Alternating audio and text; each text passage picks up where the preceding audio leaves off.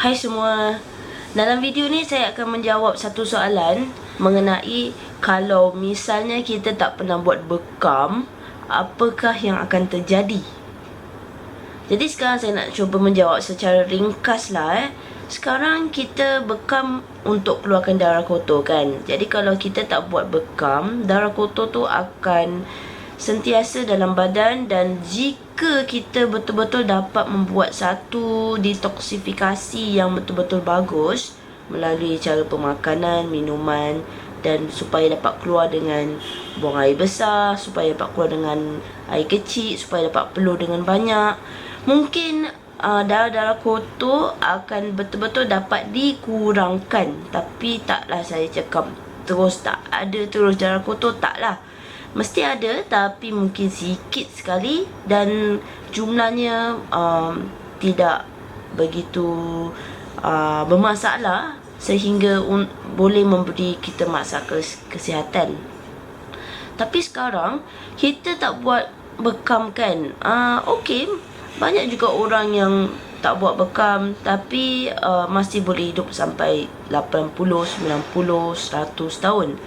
Sebab mereka ada jaga beberapa faktor-faktor lain yang boleh menyebabkan stabilnya kesihatan mereka.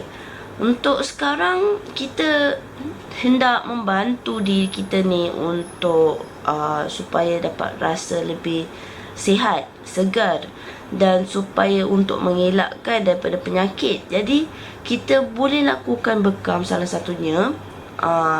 Sebab bekam ni mengeluarkan darah kotor. Okey, sekarang apakah yang sebenarnya darah tu?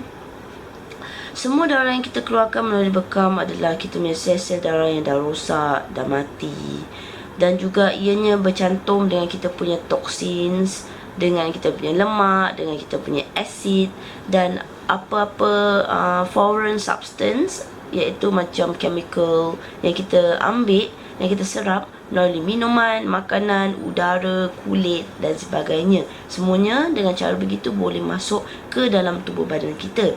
Kita sekarang hidup susah nak elakkan daripada menyerap toksin, sebab sekeliling kita semua ada toksin, tak boleh elak. Jadi kita bantulah diri kita untuk cepat membuangnya dengan cara berbekam. Sekarang kalau tak lakukan bekam, biarlah ada kumpul dalam badan. Dan bila kotoran-kotoran toksin ni semua kumpul dan kumpul dan kumpul, darah kita akan menjadi semakin kotor. Dan bila kotor, ianya akan jadi pekat dan berat, dan dengan itu akan menjejas perjalanan darah kita. Perjalanan darah menjadi lambat. Bila perjalanan darah menjadi lambat, kita punya penyerapan khasiat daripada makanan, minuman menurun.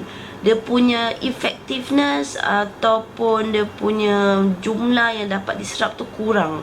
Dan dengan itu, bila kurang, oksigen kurang, khasiat kurang, yang kurang diserap oleh sel-sel tubuh badan kita, sel-sel tersebut akan menjadi lemah dan menjadi rosak, menjadi mati. Dan kemudian itu, imun sistem juga akan menurun. Dan juga bila sel-sel semua dah melemah, ia akan menjejas fungsi dalaman badan kita, fungsi organ dan sebagainya. Bila semua fungsi tu dah menurun, pelan-pelan kita punya badan akan memberi signal bahawa terjadinya tak balance dalam badan kita, fungsi tak begitu baik dan sebagainya kan. Dan lama kelamaan kita akan jatuh sakit.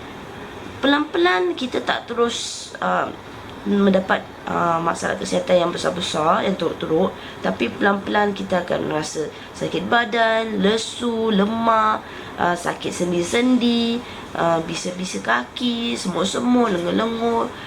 Baru tu pelan-pelan nanti kita dapati kita punya kadar gula dah start naik, blood pressure dah start naik, uric acid dah start naik, kita punya badan dah semakin naik berat badan.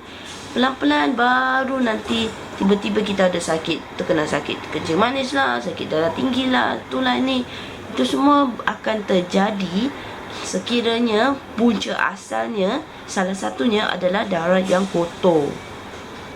Dan selainnya seperti kurang exercise, tak jaga makan, stres, kurang tidur, tu semua faktor-faktor yang juga menyumbang, tapi yang utama sekali adalah berpunca daripada darah.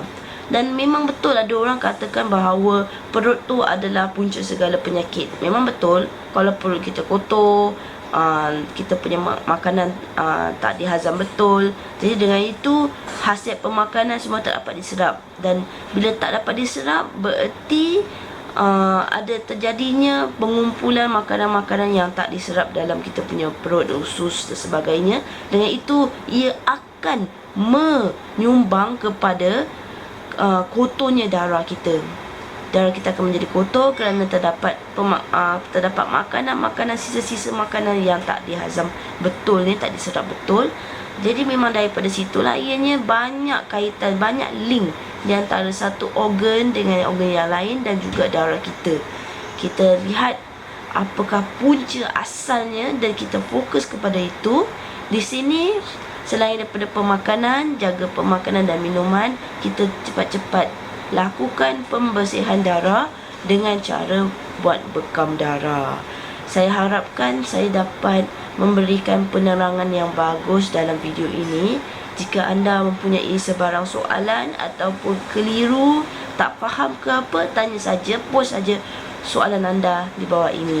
Terima kasih kerana sudah menonton video ini.